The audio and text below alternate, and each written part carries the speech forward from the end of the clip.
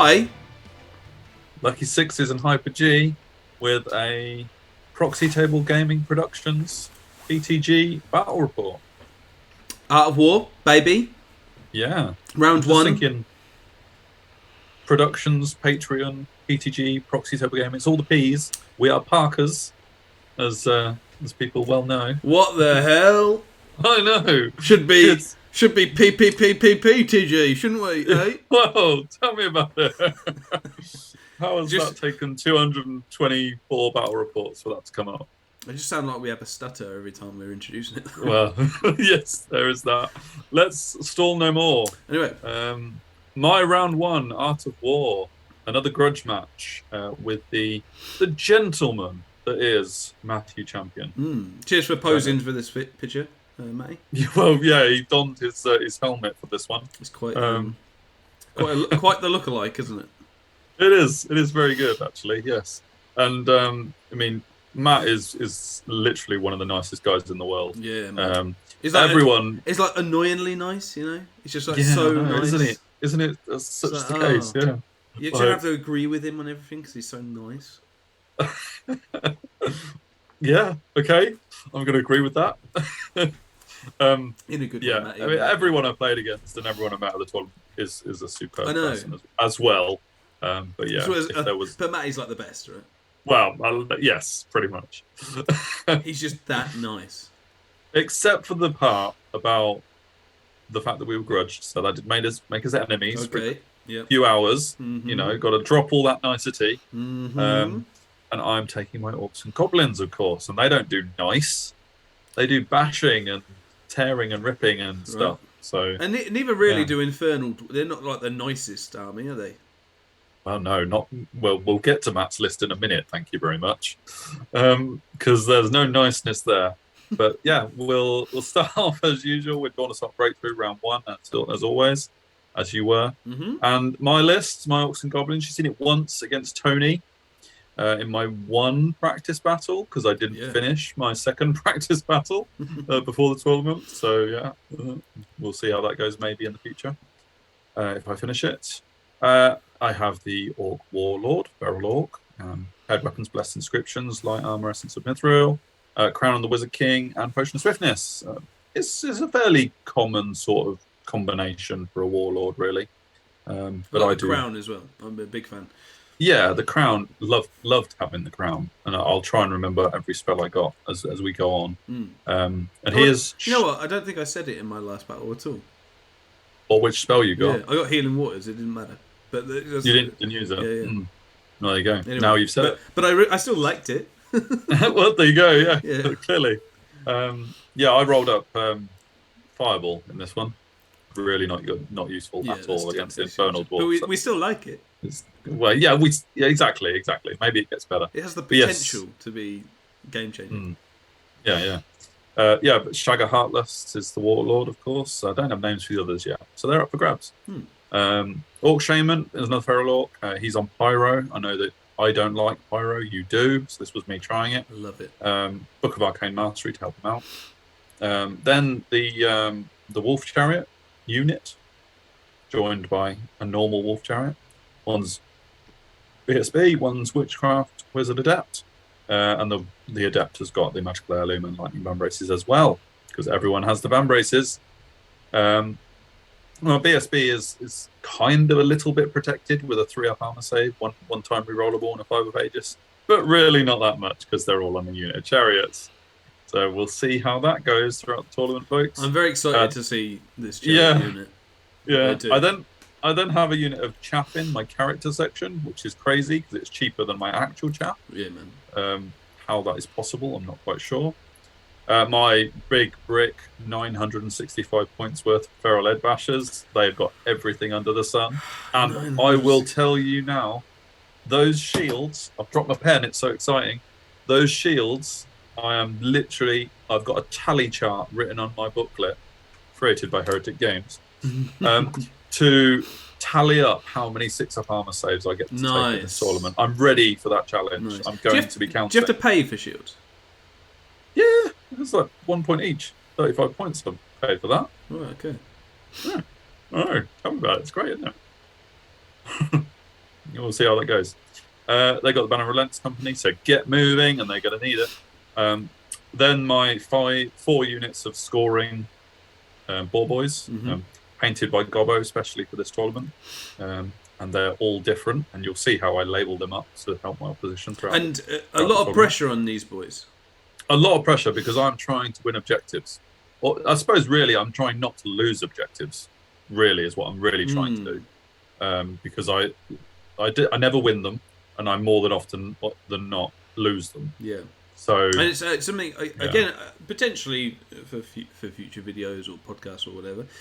But it's something off camera we've been talking about our own list writing and how we need to be thinking of objectives and stuff because they're such a big part of the game. Massive swing if the opponent wins it and you don't. So really for both of us, this is a real tester. A project, the objective project. Exactly, and you saw how much of a mess I got into in my game against Tony with my traffic jams. So having had that one bad practice, we'll see how these scoring units of cavalry get on. Yeah, absolutely. They are backed up by a whole load of chaff, because, chaff with teeth. Nasher Herd, Wrecking Teams, 2 of them. There's the other chariot. And then some common goblins and forest goblins. I've only taken 5 because I didn't want to fit them in core as 8-man units.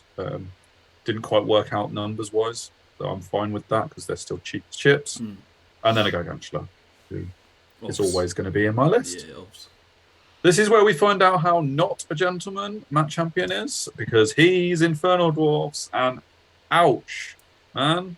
I like it. You like it? No. You wouldn't like to go against it. I absolutely would hate to go against it. It's a bit of a bugbear for me personally. I do not understand how Strength 5 AP3 can be shooting in core. With the 27-inch range. I know people are more scared than probably... Is it 27-inch range? Would depend. Yeah, it is. Yeah, with Relentless Banner. I know probably they do less than what they do on paper. But that... followers of the channel will know how much I love Strength 4 AP2 shooting. Yes, you and your any kind. Yeah. Crossbow peasants, and all sorts of things like that. So to have Strength 5 AP3 to me is insane. Short range is I will take, but these have got accurate as well and fire quick on to the fire. match. Yeah, and quick to fire. Yep. All 3 of the shooting but also rules, basically. Yeah. They are expensive, and they do start hitting on 5s. No, that does push it back the other way. I take all of those things on point. I still my personal bugbear with it. Strength 5 AP3 is insane.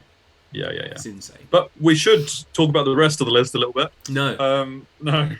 The only thing that probably doesn't suit Matt in this matchup is he's got a Wizard Master Alchemy. And obviously, I don't have much armor at all going about, so there is that. But there's obviously still buffs in Alchemy that make it useful. He's got a Vastal Conjurer with Pyromancy that will be useful against my army. Yeah. Vizier, BSB with a Blunderbuss as well, just to help out. What's the hereditary for Infernal? He didn't take it. I know that much. Because I was just thinking in terms of alchemy, obviously fairly good on your knights, I think, right? Yeah. Knights. I love that you call them knights. I do. The two of Orc Warlords, they're knights. I think isn't it something to do with like the flammable tokens? Yeah. You put flammable tokens on your opponent. He didn't take it. So I was just thinking with alchemy, like obviously you just stop the range things, but that's 3, so you could have the 3 buffs and well exactly and then take the hereditary for the 4th. Yeah. I think he did take Quicksilver Lash as well, because technically my Gargantula has a 4-up save, so he would still be wounding it on 4s. Sure.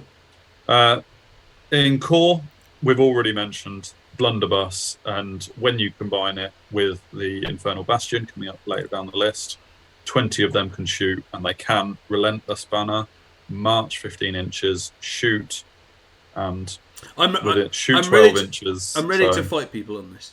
In the comments, metaphorically. Come on.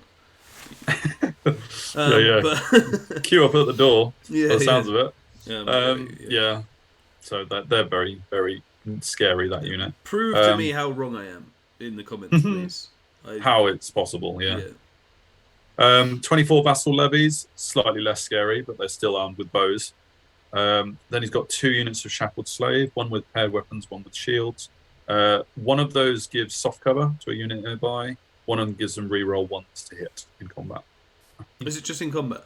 Only in combat, yeah. Okay. So not shooting. Okay. Thank Christ. Okay. It's not shooting as well. But okay.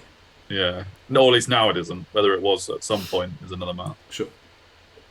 23 Disciples of Lugar. They're very scary, but they're only strength 4, AP 1. Do they have flaming attacks standard? I don't know if they have flaming attack standard, but I do know they've got a 2-up Aegis against flaming. Okay. Which is... That's something I might check out while you carry on with the list. Fair enough. Then he's got 3 Infernal Artilleries to add to that shooting nightmare that I'm about to launch myself into. And they're 3 different types as well, which means they've got 3 different types of targets, really, because obviously each type of artillery is good against a certain enemy unit, really. Yeah. And the fact that he can take 3 different types of artillery is amazing. So he's got a rocket battery, which has got the multiple wins D3 on it, and high strength. Titan mortar, which will do a big high plate of damage. I think that's a strength 4 AP 1, which obviously will wound my res 4 a lot easier than a less strength. Yeah. And then he's got a naphtha thrower, which is flamethrower, which should hit more often than not and just tears through whatever it can get at with ranks, especially if they have to get in close range. Is the naphtha toxic? No, it's flaming, okay. But it's high strength, basically, for some unknown reason. Fair enough. Or at least high strength for short range, I should say. Then he's got a slingshot, just in case you thought he didn't have enough shooting. And then, to give him a bit of muscle as well behind his list, he's got a Kadim Titan, Walking Earthquake, and that's like 7 HP, strength 6, makes you minus offensive skill, I believe. He's got the D3 plus 1 grinding attacks as well. Yeah, which are AP 10. Yeah, exactly. And the Titan and the Disciples, I've just looked it up, have flaming, which obviously goes really well with the alchemy. There you go. Yeah, exactly. So so even if he can't use his alchemy ranged spells, they still combine really extremely well. That Disciples unit, I know he's been chatting since. It just pumps up so many attacks. So many attacks. Yeah. And funnily enough, going into this battle, I had previously taken on Disciples of Lugar in tech against Joe. I charged in my Temple Guard into Disciples, and because I was attacking first, I went through the Lugar without even them getting a chance to strike back. This one isn't quite as clear, and I'm not sure. Well, going in, I wasn't sure if I'd get that opportunity. Sure. But we're both agility 3, so it might depend on that. But we'll see what happens. And then finally, got a Citizen Giant with a Giant Club. He feels a little bit less talked about, but that's because he's just a Giant with a Giant Club, Yeah. Cool, right. Well, I got down on the side and a little pick of my army. Ooh. Unfortunately, I forgot to take a pick of my army, arranged together. Oh, right. So this is probably the best you're going to get of my army as a whole, unfortunately. Sure. So I'll talk about deployment a bit better when we can see the whole board. But yeah, that is my army. You can see the Boar Boys in the foreground, all painted by Gobbo. Let's see what on this list is not painted by Gobbo. the 2 Goblin Raider units are not. They're painted by me. The Warlord at the front left of the Ferals is by me, and the Gargantula is by me. But that is it. Everything else has been painted by Gobbo. That's amazing. Cool. Yeah, and that's just another shot of the wrecking teams in particular, because love them. And thank you to Tommy T as well for allowing me to buy them from him. There was we're both quite excited to see the wrecking teams as well, and how far, how close they get. Really. Yeah, that was the other challenge, wasn't it? To see how many times they reached the enemy lines, and whether or not the deterrent of them getting to the enemy lines is enough to justify their inclusion. Yeah. I'll reserve judgment at the moment, and we'll talk about that as the battles go on. Yeah, I don't actually remember taking all these pictures of my army, but great. There you go. And yeah, I had these little sheets of paper with what each of my cavalry units had, because all 4 units were different, which is insanely inconvenient. But I put these out to help people, and to help me, to be fair. So going on Matt's army, I took some pictures of his. We'll talk about deployment as well in a minute. But he's got the big yellow hats. What are they called, those hats? I don't know. I can't remember. Oh, someone came. Cheeseheads, is it? Cheeseheads? Is it? Something like that? I don't know. Yeah. Tell us in the comments what the nickname is for this army. There's his Kadim Titan. It's beautiful. Beautiful version of it. Really nice.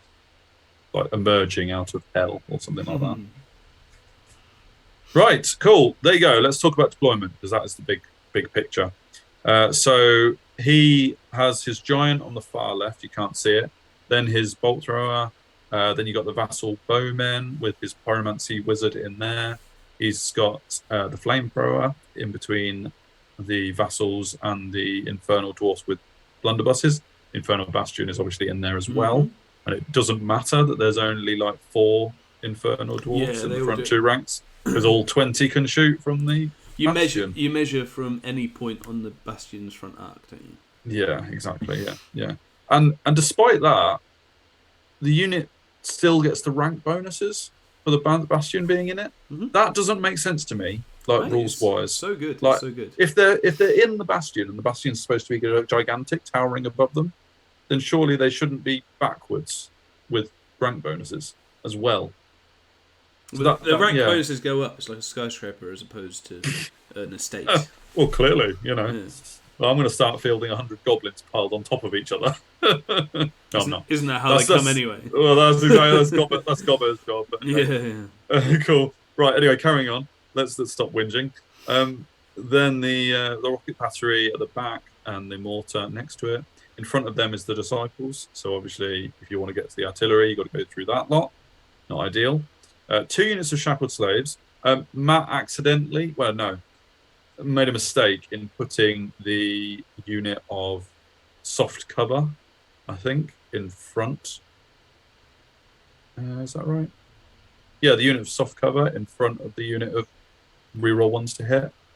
And then something came up later, and he said he wished he had that the other way around. But sure. And I said, "Do you just want to change it? Because neither has moved." And he said, "No, I've made the mistake. Now I'll stick with it." Which fair play. Another example of that gentlemanly, manly man that he is. So nice. And then the Kadim Titan on the right. For me, you've already kind of seen it. It's got 1 unit of boar boys. The ones that are the ones with armor are the ones on the wooden movement tray, for reference. So the other 3 are all feral. So you got 1 feral unit on the left. They're not the core version, I don't think. No, they're not. I probably won't explain which feral unit is which, because it's too hard to. It's minimal effect on the game. It's just exactly. It will become relevant if they get involved at certain points. They're objective hunters. That's all they are. Well, exactly. That's what they're there for. I've got 2 wrecking teams next to each other in front of Nash's.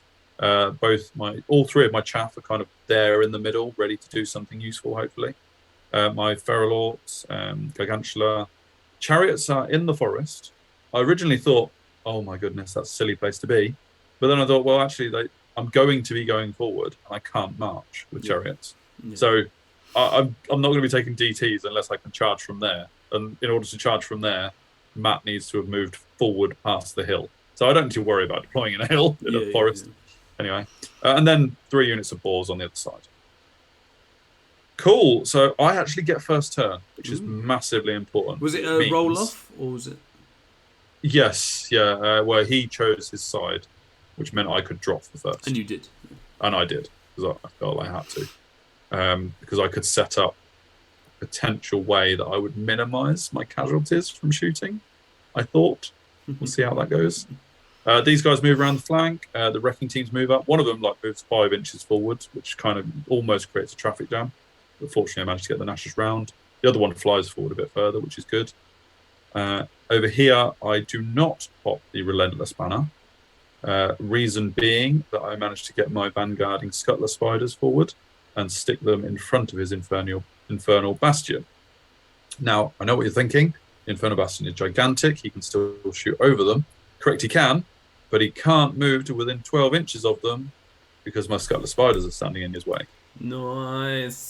So I don't care that you got 27-inch range, mate. Nice. Because I'm standing in front of you, and you can't get within 12 inches Very of cool. me. It's not something I thought of, actually. I wouldn't have thought of that.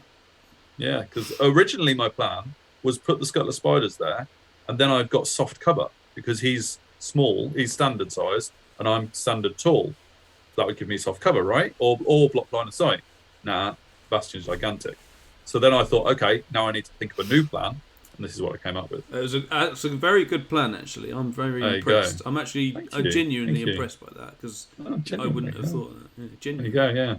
Yeah, it was just a way of stopping the 15-inch march and getting to within 12. It did mean I couldn't pop the Relentless banner. Sure. But, I'm not often genuinely impressed, my friends. By something I do, yeah. There was another reason for it as well, to add to my superb plan. I'm going to milk it.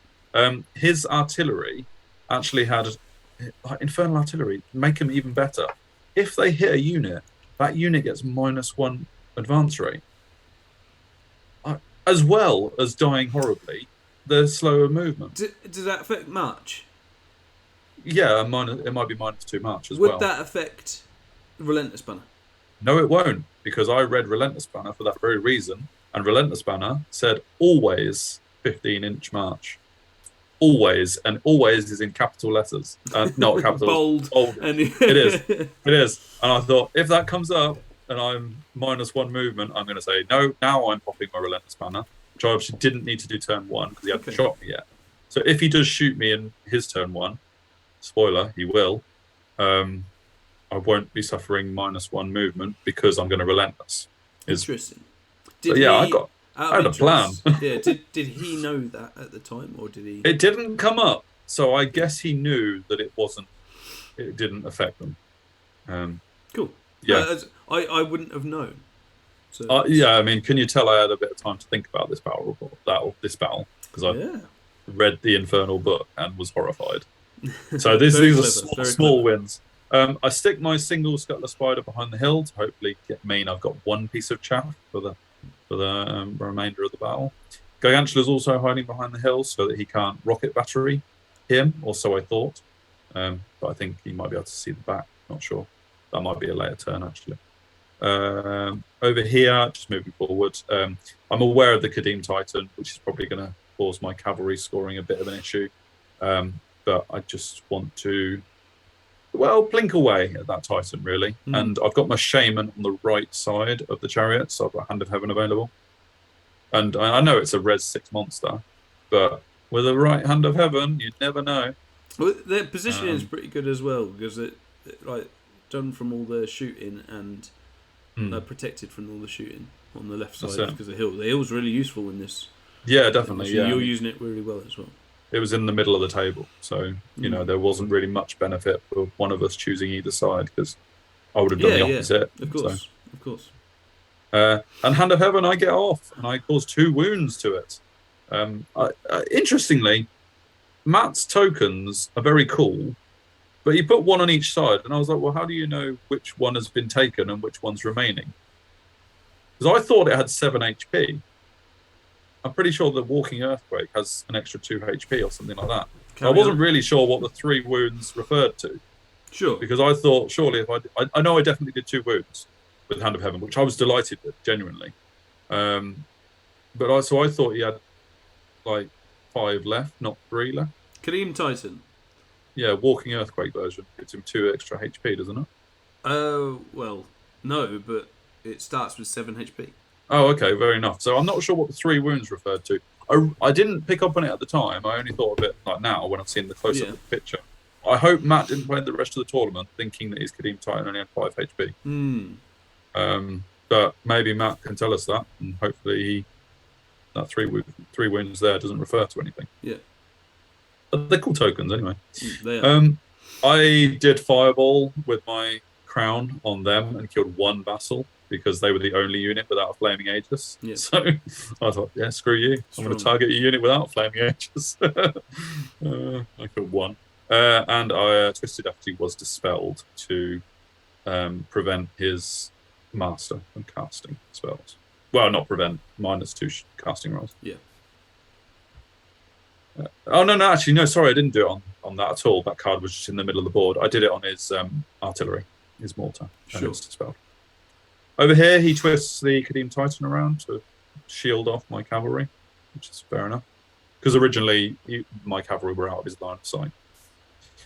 Over here, he moves like...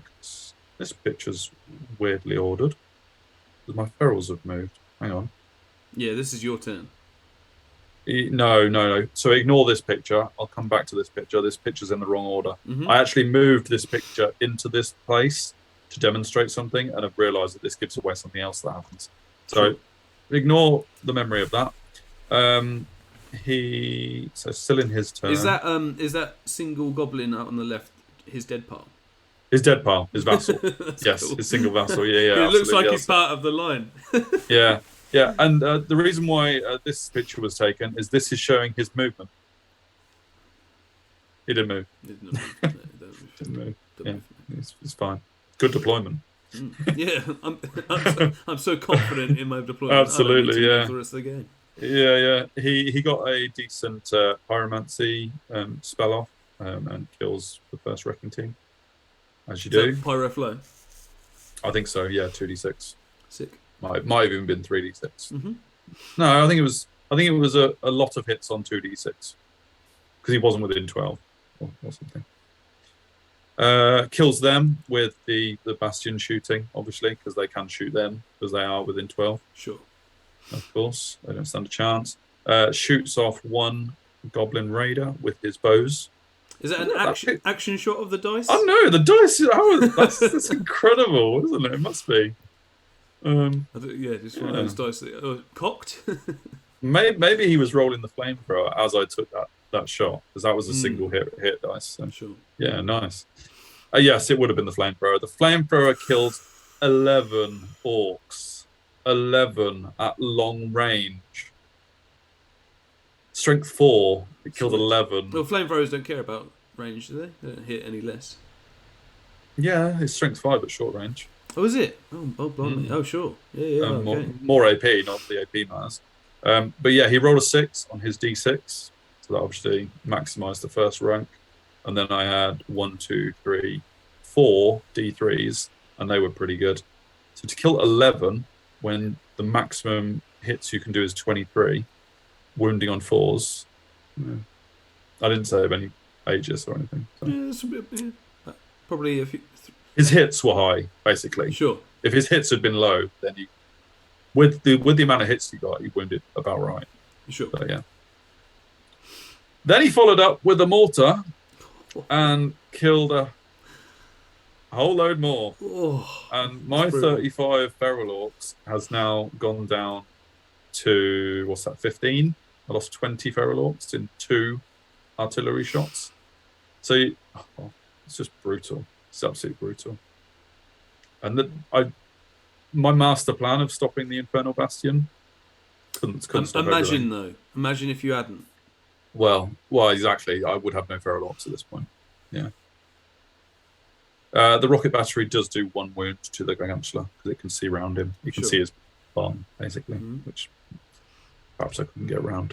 So yes, I relentless banner forward because I'm not going to turn around at this stage, am I? You know, if I turn around, I just get shot more. Yeah.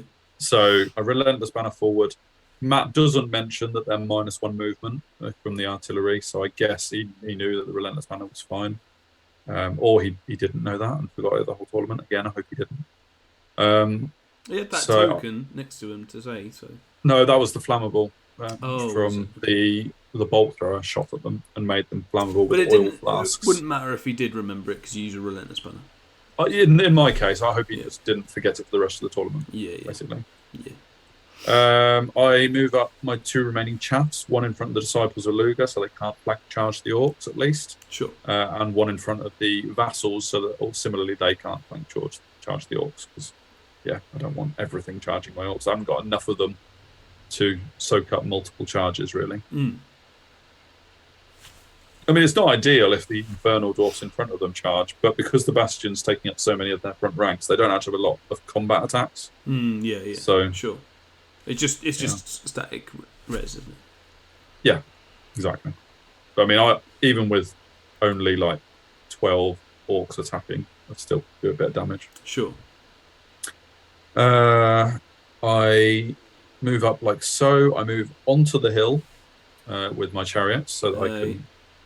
That's getting a bit brash now. Oh no, yeah, tell me about it.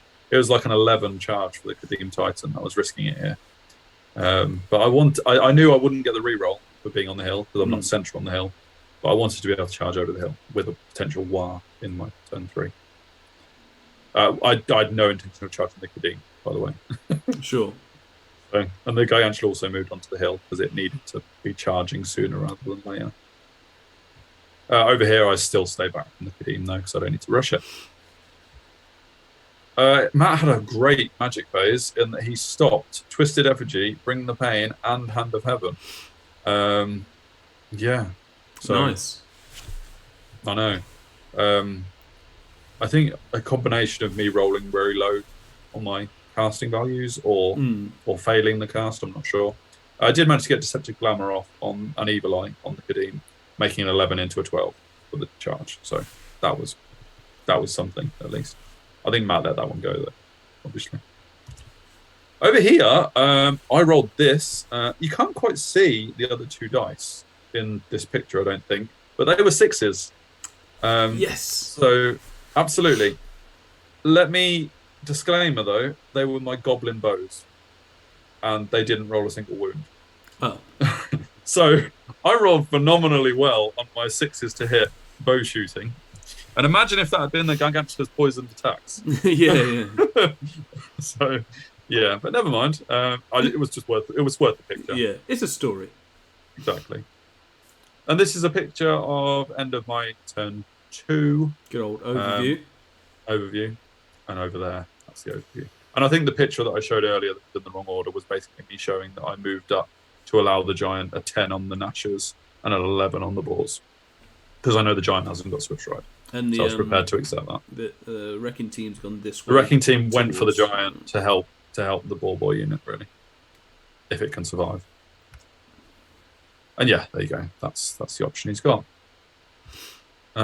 So going into Matt's turn, he charges his disciples into my single Scuttler Spider. He does not charge his Infernal Dwarves into my ferals. Basically because his combat res isn't enough on its own. And I'm now in point blank flamethrower territory. Because so he's not worried, he didn't care. And also we measured the mortar to my ferals, and the whole conversation came up. This feels like a real Infernal Dwarf hatred conversation. But right, you know that most catapults I don't mind have a minimum range of 12 inches. Yeah. They can't shoot within 12 inches. Not Infernal Artillery, no, because they have a minimum range of 6 inches on the standard version of the artillery. Infernal Artillery is the upgrade, which doubles their maximum range. It doesn't double their minimum range.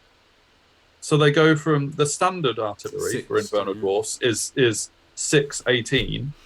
The Infernal version is 632. Insane. 36. Well, I can't add up now. Yeah. So he was within over 6 inches, and his mortar can just pop another rock on top of him. Very good. Well, I mean, it does sound like a hatred, but this is the learning battle report on ID, because neither of us really know, do we? No. I mean, so that's it, and especially gun lines like this. So. Yeah, good to know about some things like that as well. So. And it definitely makes sense why Matt didn't charge them, because he didn't need to. You know, he's better off just shooting them to there.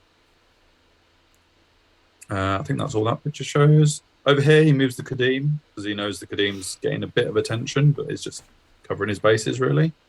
He knows I've got long charges with my units, even on the hill. So over here, unfortunately, a combination of Pyro Magic, because he moved his Pyro Wizard so that he had line of sight past the Raiders. Kills off the Wrecking Team. Shame. And the Rocket Battery does another single wound. Quite lucky, actually, really, because he is D3 multiple wounds, so it could have been between 2 and 6 at that point. So, just that. The Flamethrower's gone. Misfire. Misfire. Rolled a 1 to hit. So. And dies. This is probably. Huh? Yeah, it dies. Yeah. Basically, this is where we find out one thing that makes shooting a little bit better. Like, you know, I said blunderbusses only hit on 5 to begin with. A flamethrower, if it misfires, it has like a -1 on the misfire chart. Matt rolled a 1, which meant it went down to a 0. Only flamethrowers can do it. And dies.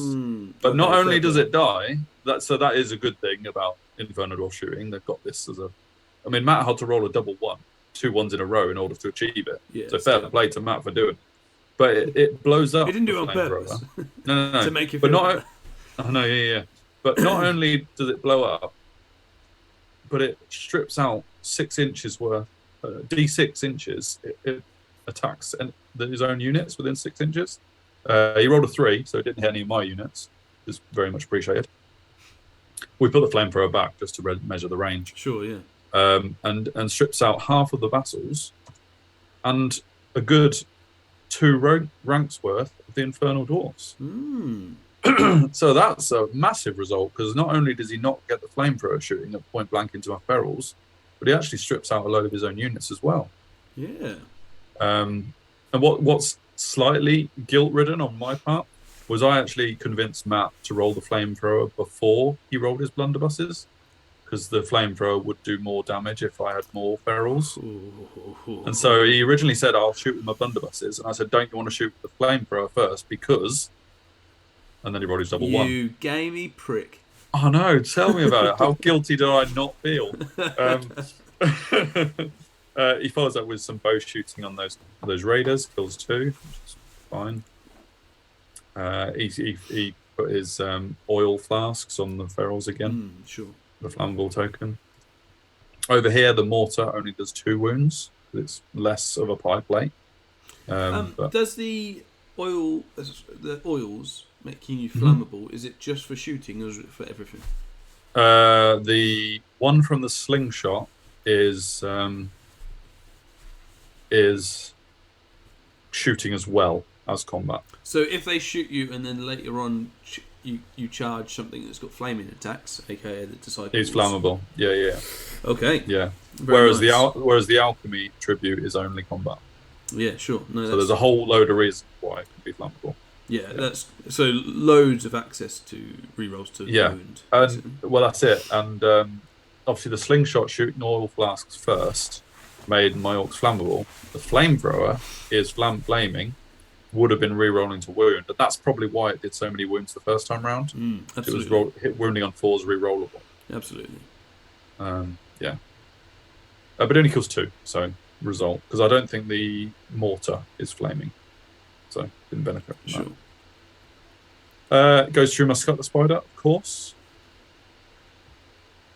In my turn 3, declare charges. I've got loads more feral orcs than I'm expecting, really, considering how many I died in the first round. Yeah. I declare the war and long charge into the slingshot.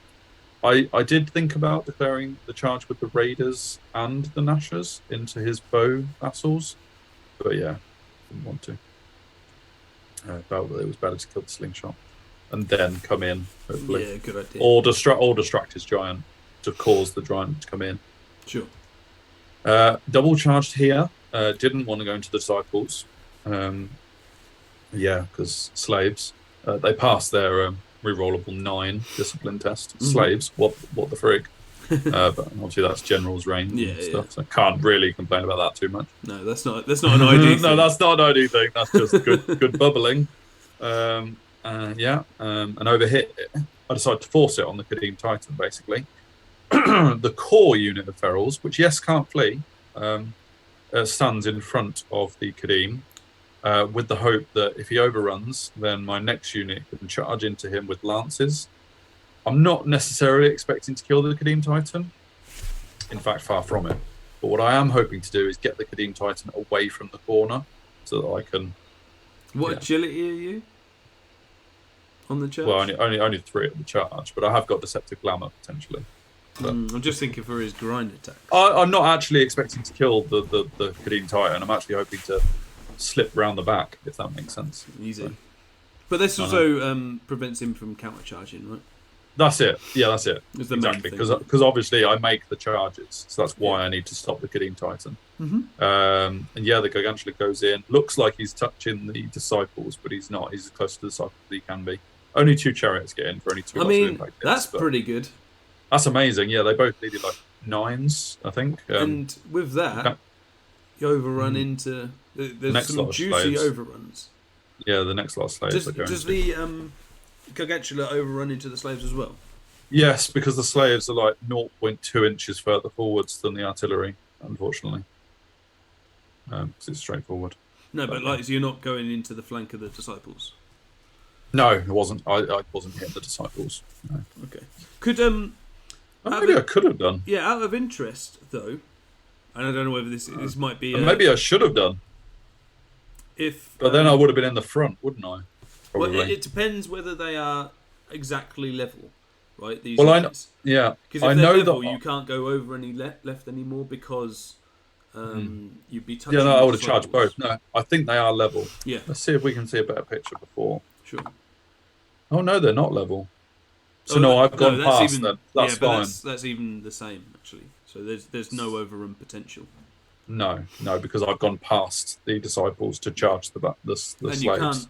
You cannot charge 2 units, even if they were the same. So exactly. Yeah. So I couldn't crisscross either because there wasn't room for the Gargantula to get in on the right hand side. Yep. Nor could I. Yeah. So I've done it right, which is good. Good. But I haven't got the overrun because I'll hit the second slaves before I hit the. But that's fine. Yeah, that is fine. Although stopping the artillery shooting while the chariots killed the slaves would have been fine. I dispel.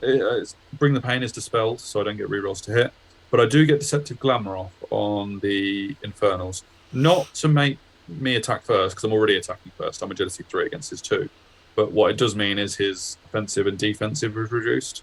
So he is now hitting on 4s, and I am now hitting on 3s.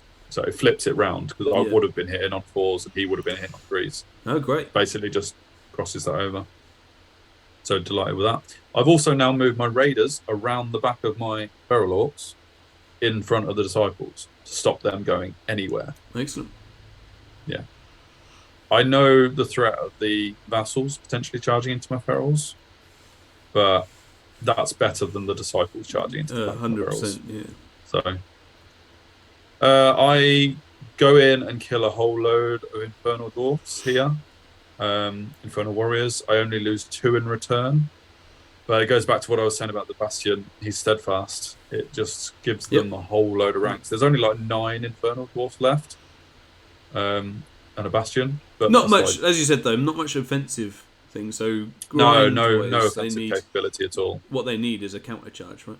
Yeah. And Shagger, the Warlord, does 5 out of 5 wounds. Shagger? Good boy. And you can see we're going into Matt's turn because he's weighing up the flank charge for the battles now. It's on, is it? It's on, it is on, yes. My Nashers go through the slingshot. God, no DTs either. No, I didn't fail any. No, sorry, they're beasts.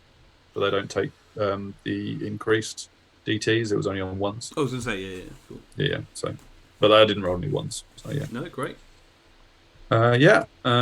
And these guys absolutely blow through the first lot of slaves, as you would expect, and both overrun into the next lot of slaves, getting out of Disciples' line of sight anyway, as it would happen. Yeah, going very well. And obviously out of Kadim line of sight, so I didn't need to chaff him anyway. But I didn't know for sure that would definitely go. You know, there's always a spike the other way, potentially. Sure. So yeah, I'm happy with that. He does take this charge and gets in. And this actually shows you how much damage they do. Yeah, wow. He did really well, actually. And he got... What did he get off? Did he get Flaming Swords and the Alchemy buff off? Yeah, no, sorry. He got Glory of Gold off, basically. Yeah. So he was re-rolling. So no shields? No, shields didn't do anything. Yeah, exactly. Although I will give you an update at the end of the battle about my shield progress. Okay. Because there was action there. So yeah, I lose a few. I still kill a few though. He's chaffed your guys with his giant. Yes, he has over here. He moved his giant in front of the Nashers and shoots them with the artillery and or the rocket battery, because everything else of mine is in combat. So Sure. Yeah. the Nashers take the hit, really. They do get like cover and stuff, but it doesn't matter. Still kills 3. But they're fearless. They're not going anywhere. Mm-hmm. I wasn't planning on charging the giant with 6 Nashers anyway. Have they got their points back? How much are they? The slingshot, nearly. I think the slingshot's slightly more expensive, less expensive than the Nashers, but they're alive, so it's all good. He kills the raiders with his disciples, of course, as you would expect. Obviously, they can't do much until his following turn. I've got another turn before that happens. And over here, he did charge the unit of ferals that was in front of him. As I say, turned out I didn't really need to chap him because he didn't have a charge into the flank of my chariots, but that's all right. Sure.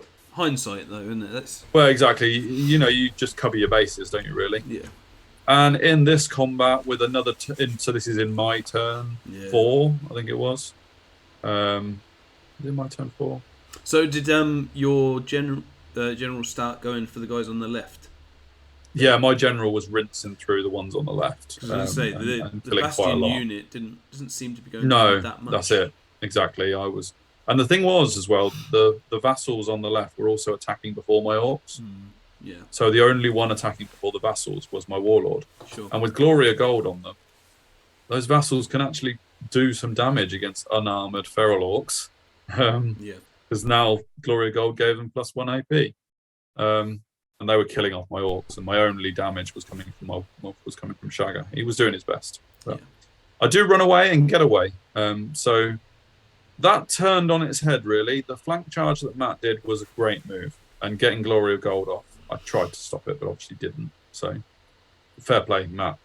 Matt did well to get that situation, because the flank charge was risky, and he did think about not doing it, but getting Glory of Gold off made all the difference. Sure. Without Glory of Gold, I think I'd have just killed them both.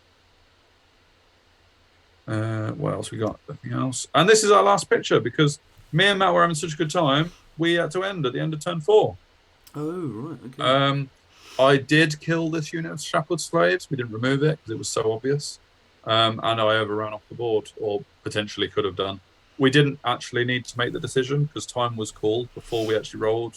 We rolled the combat as time was finishing. And it didn't matter whether I ran off the board or not because there was no more points to get. I did check with Ed, actually, who was sat on the table next to us. If I run off the board and I'm technically off the board when time is called, do I lose the points for my chariots and gargantula because they're not on the board? And Ed was like, no, you don't lose your points. Oh, thank God. But yes, so that is the end of the battle. And amazingly, I've still got my decimated, so we'll get full points for the orcs because they're running away. My general and my shaman are fleeing, but on full HP, so he gets half points for them.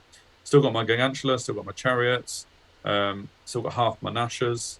So it's your turn in terms of like the rest of the battle. If you were to continue, if we were to continue, it's my turn 5 coming up next. Your turn next, and you went first. I went first, so it's top of the 5 coming next. So basically, what we would have is I would have a choice of where my gargantula and my chariots want to go next. I could, at this stage, charge my chariots and 1 unit of cavalry into his Kadim and see if I can deal with that. Not ideal. Or I could pivot my gargantula and my chariots to charge his artillery or his disciples. And actually, 3d6 plus 3 impact hits from the chariots and the gargantula. But the good thing about the gargantula the disciples is that it's res 6/1, so even his re-rolls and stuff that he doesn't have just yet is no good. But also, you could, if you wanted to, minimise the gargantulas. Exactly. Frontage. So the chariots also. That's what I really like about Beasthead chariots is that not only do the impact hits and like that missile basically, but you could minimise the attacks. But however, actually in this case, you might not want to do that because no, they're not just chariots. Characters. So there would have been an interesting choice for me in my turn 5 had we had the time to play it. So I think, those disciples look a bit scary, but I think I could have probably done something about them. Maybe the issue is, of course, that even if I rally my warlord and shaman, then it's fine. and maybe I get the points back for them and half the points back for the ferals in my next turn. But then maybe he charges with his vassals and infernals again. Yeah. So the thing is, you've got 3d6 strength 5 hits. With this one still, yeah. Yeah, and then you've got your gargantular stomps as well as attacks. No, I think I can get through the disciples. All at strength 5. Disciples are agility 3. So you're going at the same. You're going first with the spider. This time. And the impact hits. Impact hits. Yeah. You can minimise his stuff on the gargantula, so the gargantula does it, and then you go at the same time the second round. So worst case scenario, if there is a second round. Plus, I'd have magic to boost them. Worst case, and you try and boost the chariots. Right? I'd get flaming swords off. No, I wouldn't, because that'd give me 2 pages. I nearly made that mistake a few times actually, and didn't, thankfully. But yeah. But I mean, taking that aside, you could chaff his unit as disciples with the lone chariot. Exactly, I could do that. Go after the artillery with the gargantula. Go round with the gargantula, or yeah, exactly. Yeah. So there's a lot of options as to how I could have played the rest of the battle. Chances are I would have lost my general and shaman, especially if they failed their rally test on a 9, on a 4 or 5. Sorry, it would have been half leadership. So I had 1 feral left. So they would have been rallying on a 5. But yeah, so there was a lot still to play for, really. I don't feel like this battle reached its proper conclusion. But what it did mean is that I won the objective and only lost 11-9, which I was really happy with in the end. And going against an ID gun line when you've got combat orcs is quite intimidating. Sure. Because you need to get to him. Well, I mean, the 2 things you stopped was his Kadim Titan getting into combat with anything good. Useful, yeah. 3 actually. Yeah. His blunderbuss is shooting. Yeah. Again, anything good. And then his disciples not getting into combat. Exactly, yeah. So I minimised a lot of the ways he could have smashed through me. Yeah. My only thing was I couldn't stop the mortar and the flamethrower of turn 1. If I have another 25 orcs on the table, there's nothing you can do about that. The vassals don't stand a chance. And that's good focus firing from Matty. Oh, massively. Yeah. He chose his target. He knew that the ferals were the things he needed to deal with. Yeah. In some ways, he left a lot of my little units alone. He killed the wrecking teams, obviously, but he had a couple of turns to do that. Yeah, it doesn't care about the rest of that stuff. I think that's good play from Matty. From both of you, actually. That's quite a good game.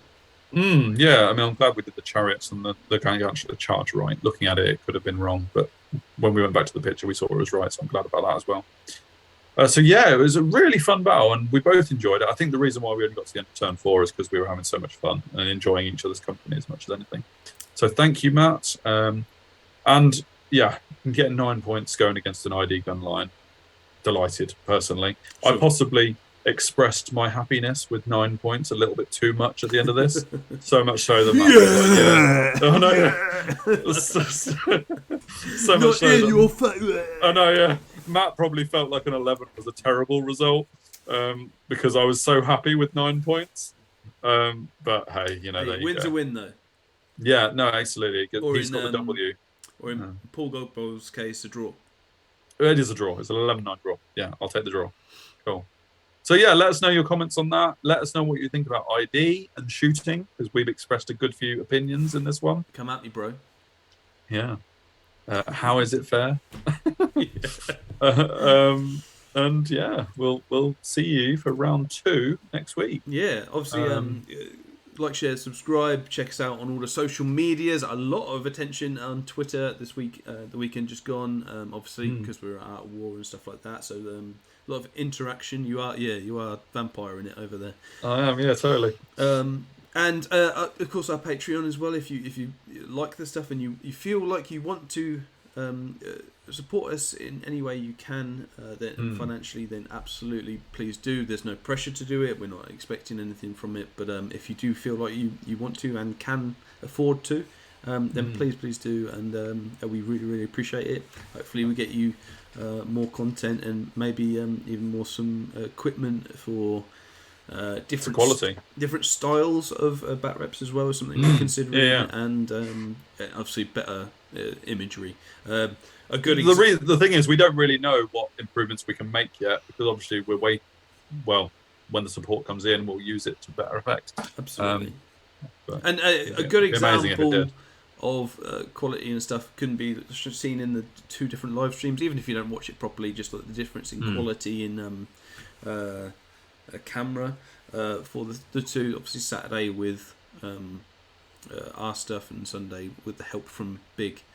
So the 2 things can be, the difference in quality is noticeable. So if we improve that sort of stuff, then great. Yeah, brilliant. All right, we'll leave it there for round 1. I'm on 9 points, but I'm happy with that. You're on 20. I think you're a little bit happy with that. So yeah. So, all right, we'll see you for the next one, folks. See you later.